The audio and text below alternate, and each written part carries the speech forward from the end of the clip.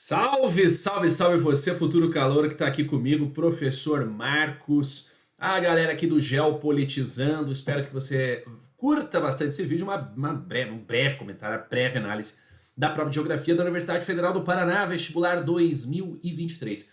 Primeiro, antes da gente começar, não se esquece de curtir, ativa o sininho, se inscreve no canal. Se você gosta do nosso trabalho, manda essa pra gente, a gente precisa de você, caso você precise da gente para ter informação de qualidade, beleza? Pus uma enquete lá no Instagram e perguntei pro pessoal o que eles tinham achado dessa prova da Universidade Federal do Paraná de 2023. E agora eu vou ler aqui para vocês o que está acontecendo, quer ver? Ó? Então vamos ver todas as respostas aqui. O pessoal comentou. Olha só, então temos já uma pergunta, porque a resposta da questão sobre os shoppings não era a letra C. Vou responder, a gente vai comentar. A prova mais difícil que já teve, na minha opinião. A questão sobre shopping centers foi para acabar. Eu vou mostrar para vocês que dava para responder aquela questão ali, pegando um detalhe aqui e outro ali, tá? Não era fácil, óbvio. As questões de revisão estavam 100% melhores do que as da prova. Para quem não sabe, a gente fez uma live, eu, o professor Jair, fizemos uma super revisão para a prova da Universidade Federal do Paraná. E olha, acertamos alguns temas da prova, hein? Acertamos alguns temas da prova. Várias questões que eu achava duas alternativas certas. Infelizmente, acontece muito isso. A geografia estava muito mal feita. Olha o desabafo aqui, né? Olha que prova difícil, né, pessoal? Que prova difícil. Esperava mais questões de geopolítica. Esperava mais. Eu também. Vamos lá. Achei a prova de geografia bem confusa, diferente dos outros anos. Até agora chorando atrás de recurso, porque algumas alternativas eram opostas à live. Algumas alternativas eram opostas à live. Eu não vou falar o nome do pessoal aqui, né? Até por uma questão de privacidade, tem muita gente que está desabafando, mas quem mandou essa aí, ó, espero que você esteja vendo o vídeo, manda para nós aí quais que foram, qual que você achou aí que eram opostas ao que a gente disse. Eu não lembro de nenhuma não, vamos lá. Qual acha que vai ser a nota de corte para média barra ampla, né, concorrência ampla? Essa eu vou ficar devendo para vocês, mas eu vou colocar nos comentários aqui embaixo, tá? Eu não tenho como saber a nota de corte porque a gente tem o controle apenas ali da prova de história, geografia e um pouquinho ali de sociologia, né? Que teve coisa de geografia ali misturadinho também. Então, no geral, não sei, tem que conversar com outros professores, saber como é que foi a situação, biologia, física. Aliás, comenta pra mim aí, comenta pra mim, qual você achou que foi a disciplina, né? A parte mais fácil da prova. É física, igual a galera tava falando? Comenta aí que eu quero saber, tá? Bom, vamos lá. Aqui, ó, em geografia eu esperava algo ruim, mas foi bem pior. Caramba. Prova muito conceitual, esperava mais. Achei horrível os comandos tipo, marca aí, né? Senti muita falta de conteúdo de geografia física. É verdade, não teve geografia física em uma questão inteira. A gente teve uma questão sobre problemas ambientais que envolveu um pouquinho só de geografia física, a gente vai ver hoje também. Vamos lá. Muito difícil, algumas questões bem específicas. A de campo real estava mais bem feita. A prova de campo real agradou mais o pessoal, que é a mesma banca. Fiquei em dúvida entre duas alternativas em quase todas as questões. Muita gente nessa. O conteúdo estava fácil, mas achei questões mal formuladas. Eu sei que o pessoal me mandou aqui um memezinho, olha que loucura. Por que ser assim o FPR? Por quê? Olha lá, sinceramente foi a matéria mais difícil da prova, questões horríveis, gente do céu. Muita gente aqui comentou, quero agradecer a todos, certo? Também aqui, ó, né, complicado não considerar um shopping um luxo, ou terem certa visão de cortiço e tudo mais, né? Ó, como assim não caiu nada de geografia física, nada de clima? Então vamos fazer o seguinte, tá? Eu vou agora mostrar para vocês um pouquinho dessas questões, vou fazer um comentário geral de cada uma, mas eu não vou falar item por item, tá? Aqui a prática é o seguinte, eu quero a tua participação, você que tá vendo esse vídeo agora, você vai colocar aí nos comentários e vai fazer a tua pergunta. Assim que você fizer a tua pergunta, a gente vai responder. Então nós vamos fazer análise geral e qualquer pergunta mais específica eu quero que você coloque nos comentários, tudo bem? Bom, então olha só, que povo lindo e maravilhoso esse povo que está me acompanhando agora, tenho certeza disso. Então vamos que vamos, pessoal. A primeira questão, eu peguei aquela versão que tem lá no site do Núcleo de Concursos, tá? Então olha lá, sobre o setor de shopping centers no Brasil, o que é correto afirmar? Ele deu a letra D que fala, pessoal, que os shoppings eles estão, né, obviamente presentes em ambientes de grande centralidade. O que isso significa, né? Centralidade é o poder daquela região de atrair as demais. Por que que uma região consegue atrair as demais? Porque oferta mais serviços mais complexos, como por exemplo aqueles que a gente encontra em shoppings, ok? Ali tem coisas que ele fala, né? Olha, por exemplo, né? Foi perguntado ali, por que que a C não está certa? Porque a urbanização brasileira, ela não ganha impulso depois dos anos 2000. Depois dos anos 2000, a gente tem uma desaceleração da urbanização brasileira. A Federal do Paraná já cobrou isso mais de uma vez. Então é isso, uma questão basicamente sobre os enclaves fortificados. Tereza Caldeira, que é meu aluno regular, eu falo muito sobre isso. Esses enclaves, eles não estão restritos necessariamente a áreas nobres, mas eles ofertam serviços mais complexos do que as áreas ao entorno, beleza? Diz aí pra mim o que você achou dessa questão. Achou fácil, médio, difícil? E se você tiver alguma dúvida sobre algum item, comenta aí que a gente vai responder pra você. Nós vamos responder todo mundo, ok? Uma questão sobre IDH, pessoal, clássico, bem a cara da geografia, tá? Tinha alguns itens ali um pouco específicos, mas eles tropeçavam, né? É aquela velha história. A mentira tem perna curta quando tem item ali querendo te enganar, ele tropeça. Por exemplo, no A, dizendo que foi elaborado por economistas do Banco Mundial, não é o caso. Ai, venho para substituir a renda per capita. Não, não venho para substituir a renda per capita, o PIB. A gente fala de todos esses indicadores, você estuda todos eles em sala. Então não é um para substituir os demais, mas sim para agregar, para trazer um novo olhar para aquelas questões de indicadores, de tentar dar uma indicação de qualidade de vida. Qual que é o grande furo do IDH? Ele não consegue medir as desigualdades econômicas. Ele não consegue medir as desigualdades sociais. Ele não é em momento algum um indicador de medição de desigualdade. Tanto que em 2010, aí nós tivemos a reformulação do IDH, surgindo o IDH AD, ajustado à desigualdade, que não é esse que ele está comentando aí, ok? E aí ele vai falar do IDHM, que é o IDH dos municípios brasileiros, que segue o mesmo padrão do IDH, mas ali adaptado à realidade brasileira. A tríade, longevidade, educação e renda, ela se mantém, beleza? Bom, vamos lá. Próxima questão sobre os processos de ocupação econômica de áreas florestais. Ó, envolve uma coisa muito restrita de geografia física. Aí, lembrando, na questão anterior, vocês me perguntam também, coloca lá, olha, pode colocar o número que está aparecendo aqui para vocês, ó, na questão 70, por que que tal alternativa não está certa? Desabafa aí, coloca também, achei a questão fácil, média, difícil, que a gente vai tentar ajudar vocês, beleza? Eu vou responder todo mundo, promessa é dívida. Vamos lá, então nessa 71 ele fala dos processos de ocupação da região norte e acredito, né, quem também, né, meu aluno regular trabalhou isso muito recentemente, tem pouquíssimo tempo que a gente viu isso. Quem estava comigo em revisão ali em presencial também viu sobre esse tema. Acho que essa questão talvez tenha dado menos dor de cabeça, né? Agora, o que ele fala? Mata Atlântica se estende do Rio de Janeiro ao Paraná originalmente? Que falso, né? Pegava todo o litoral leste do Brasil, Rio Grande do Norte a Rio Grande do Sul. O ciclo da borracha, pessoal, ele está dizendo que o ciclo da borracha afetava a biodiversidade, fertilidade do solo. Não, você está extraindo.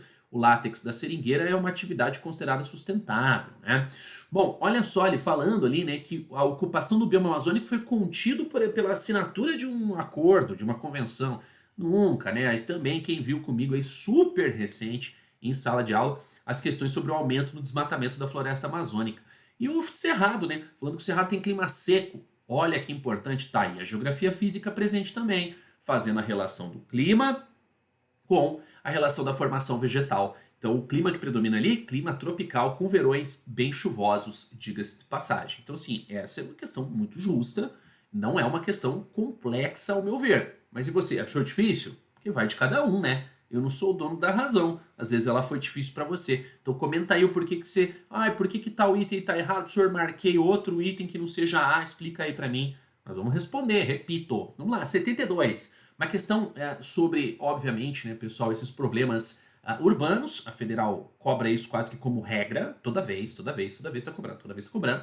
E ali ele comentou, né, que um problema típico das metrópoles é a ocupação irregular em áreas de mananciais, ou seja, áreas próximas aos rios, ali, a fluidez dos rios, né? E óbvio, ocupou ali, desmatou e impermeabilização, que gera enchente, um monte de coisa. Mais um tema que foi revisado. Aí quem é meu aluno tá ligado. Vamos lá, gente. Aí ele fala que os cortiços, olha, muita gente ficou com dúvida nesse item, acompanha comigo. São a forma típica de moradia nas periferias urbanas dos países subdesenvolvidos. Gente, cortiço é uma coisa, e área de aglomerado subnormal, favelização, outra, né? Também sempre destacando isso. Os cortiços, eles não são típicos de periferias. Muitas vezes os cortiços, que são aquelas ocupações em estruturas pré-prontas, né, como prédios antigos, galpões. Então tem muita gente que vai viver ali sem a condição adequada. Eu contei, né, em sala de aula, para quem me acompanhou, a história lá do Largo do Paissandu, do prédio lá em São Paulo que foi, né, pegou fogo, derrubou, tudo por aquilo. Lá é um contexto de cortiço, né? Aquilo está numa região central, no centro, na área central da cidade, não é periferia não. A gente vai associar com áreas periféricas os aglomerados subnormais, tá bom? E aí, ó, quem teve dúvida em qualquer outro item dessa questão, quero aí colocando nos comentários. Vamos fazer hoje, para amanhã aí, cara, várias respostinhas bacanas para você, tá bom? E você que tá vendo esse vídeo aí muito tempo depois, você do futuro, primeiro um grande abraço para você. Não esquece de curtir, né, comentar aí também, a gente vai responder. Esse vídeo ele é atemporal, beleza? Bom, vamos lá. Seguinte aqui, ó, 73, cara, essa questão muito interessante para mim, uma questão muito, muito legal. Eu gostei dessa questão, tá? E deixa eu dizer para vocês o porquê. Ele tá falando não só do conceito de geopolítica. Então você não tinha só que saber do conceito de geopolítica para mandar muito bem aí. Você tinha que estar atento a alguns detalhes. Então a geopolítica nada mais é do que essa forma do Estado, né, do governo ali, pensar a administração do território e sempre de olho na conjuntura global. Então a geopolítica é a relação entre os diferentes territórios e a gestão que cada um faz sobre o seu território. E o pensamento geopolítico, muitas vezes, é aquele pensamento malandrinho, do tipo, ó, que estratégia que eu vou ter que ter para me sobressair ao meu vizinho, a algum outro território administrado por outra pessoa. E durante muito tempo, a geopolítica foi ao mesmo tempo estudar a forma de conquistar novos territórios, não é mesmo? Bom, e ali, pessoal, ele fala que a geopolítica é uma forma de pensamento estratégico própria de regime totalitário, não é verdade, né? Todo mundo hoje no campo totalitário, democrático, que for, tem que estar de olho na geopolítica, ela é tão importante, por isso que todo mundo estuda, por isso que você está aqui inscrito neste canal, Geopolitizando, Geopolítica de Verdade. Olha lá, gente, o pensamento geopolítico não se desenvolveu no Brasil. Poxa, mas então como é que o Brasil conseguiu chegar a um território tão vasto, quinto maior território, né, do planeta em extensão territorial, através desse pensamento geopolítico de aquisição de terras, né, de se sobrepor aos vizinhos. Vamos lá, a C muito legal, falando da ideia do conceito de espaço vital proposto por Friedrich Hatzel, né, aí bacana você lembrar dessa parte, e é a ideia de você, né, realmente tomar os territórios de nações que são nações que devem ou deveriam ser subjugadas devido ao seu menor desenvolvimento. Essa é a ideia do Hatzel, né, cara, e óbvio, inspirou as ideias que levaram o pessoal a, por exemplo, o Terceiro Reich alemão fazer toda a bagunça que fez durante o período que antecede a Segunda Guerra Mundial e a Segunda Guerra Mundial. Muito legal essa questão. Agora, olha lá a D, né? A galera às vezes olhou para D de dado. Opa, o que está acontecendo aí? Gente, realmente a Alemanha e a Itália não foram países europeus que tiveram grande sucesso em colonizar outras regiões aí, extra-Europa. Mas isso não tem nada a ver com o desenvolvimento industrial desses países. Tanto que a própria Alemanha e o norte da Itália, principalmente, são regiões que a partir da Segunda Revolução Industrial se destacam muito, muito, muito. Então isso não tem a ver. A indústria, ela precisa basicamente o quê? Do investimento em tecnologia. A indústria, ela vai precisar do acesso à matéria-prima, que a época ali da primeira para a segunda revolução industrial ainda era aquela transição carvão-petróleo, principalmente o carvão, muito presente em alguns territórios europeus. Então, cara, para a indústria crescer não era uma dependência direta da colônia, até porque ele fala de uma questão muito importante ali, né, pessoal, que é o mercado para crescer. Mas o mercado das colônias, durante muito tempo, foi escravocrata, você não tinha mercado consumidor. Então aí a gente faz até um mix com a história, tem muita incoerência ali. Se você não pegou, coloca aí, professor, não entendi, questão 73, letra D de dado, explica melhor pra gente, tá bom? E por último, tá dizendo que o acesso ao mar é uma das condições necessárias para o desenvolvimento econômico nacional. Não, necessário não. O país não precisa ter uma saída para o mar para se desenvolver, vide a Suíça, ok? O que, obviamente, pessoal, o país acha bom, né? Que se você tiver uma saída para o mar, fica mais fácil se desenvolver, né? Mas não é necessário, certo? Bom, vamos lá. 74, gente. Olha que exercício, hein, cara? Esse aqui é brabo. Isso pegou uma galera, hein? Geografia agrária. Olha só que interessante, ele fala de modelos de produção agropecuária e ele pegou e fez, ele catou uma atualidade, né? Ele só comentou o item A só existe por causa do contexto atual da guerra que ocorre na Ucrânia. Não tem. Comentamos isso na live. Quem estava na live tá ligado. A gente falou dessa dependência que o Brasil tem lá da Rússia, não só para comprar fertilizante, para comprar trigo também, ok? E aí ele fala muito das exportações mundiais de trigo, como esses países são grandes players nesse tipo de exportação. E aí muitos alunos meus comentaram, pô, mas eu nunca ouvi falar desses modelos de produção da União Soviética. Isso muitas vezes é abordado entre geografia e história, dos planos quinquenais soviéticos e tudo mais. Cara, o que você precisa lembrar? Quando a gente fala em União Soviética, todo aquele período, por que a União Soviética deixou de existir? Por causa dos seus modelos produtivos que não eram eficazes. Esse é um dos princípios. Eu costumo dizer que a única coisa que foi produzida com uma elevada produtividade na União Soviética foi a ogiva nuclear. Porque o resto das atividades eram morosas, as atividades agrícolas, industriais não tinham produtividade elevada. A produtividade elevada é coisa de sistema capitalista, beleza? Bom, o pessoal ali ele fala, né? A letra B, para mim, é um item ali, ficou muito claro, né? Os organismos geneticamente modificados, por exemplo, eles são, né, tecnologias aplicadas no campo, mas eles não resolvem todo o problema. Você não consegue modificar de forma genética qualquer tipo de cultura para plantar em qualquer lugar. Por que o Brasil, mesmo sendo um dos maiores produtores de transgênicos, ainda depende muito da importação de trigo? Então, acho que a letra B aí se mostrou verdadeira e incontestável. Mas se você teve alguma outra dúvida em qualquer outro item, que eu vi que muita gente falou, professor, fiquei entre duas, coloca aí para mim. Repito, nós vamos responder você, ok? Vamos lá, gente, continuando mais uma vez, curta, tá? Comente, tá? Curta se gostou, vai, não gostei. Ah, mas não vai também fazer igual, eu fui mal na prova da federal, agora eu vou ficar triste com todo mundo, não vou curtir mais nada. Não, a gente tá aqui para esclarecer a prova para você, mostrar para você aí que olhar que você tem que ter para conseguir ter sucesso na prova, ok? E quem assistiu as nossas lives ali, eu tenho certeza que foi beneficiado em uma ou outra questão. Tem algumas coisas que a gente comentou aí, cara, que a gente sabia a federal ia cobrar. Vamos lá, gente, atividade industrial, o que acontece, né, cara? Ó, letra A, falando que a indústria dos Estados Unidos é dependente de gasto militar. Tem nada a ver isso aí. Os gastos militares nos Estados Unidos chegam a 20% do PIB nacional, cara, isso é um valor muito absurdo. Imagine que você tem, sei lá, milhares de coisas para você fazer, prioridades muito significativas no teu governo. Você vai pegar 1/5 do teu PIB e investir só nas Forças Armadas? Você fala, Marcos, mas eu não lembro. Porque, na verdade, o investimento do PIB nos Estados Unidos em Forças Armadas não chega a 4%. Você fala, mas eu não ia saber isso, Marcos. Não tem problema, ele já começa mentindo porque ele relaciona a indústria dos Estados Unidos como algo dependente dos gastos militares. A indústria dos Estados Unidos é dependente da produção de tecnologia, da qualificação de mão de obra, como em qualquer lugar do mundo. Beleza?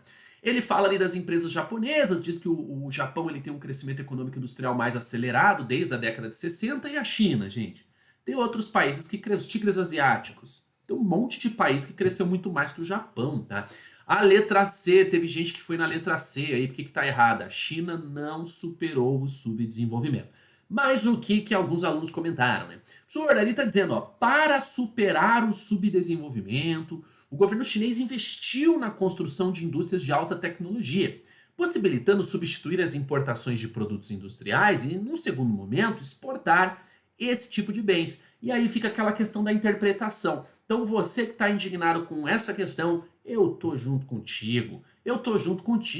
Eu não vou passar pano para essa prova, não. Tem questão boa aí? Tem questão boa, mas aí eu não gostei. Para superar o subdesenvolvimento. Isso pode, pessoal, acontecer do quê? Como uma espécie de tipo, olha, o que a China fez para superar o subdesenvolvimento? Mas não significa que ela superou, não é?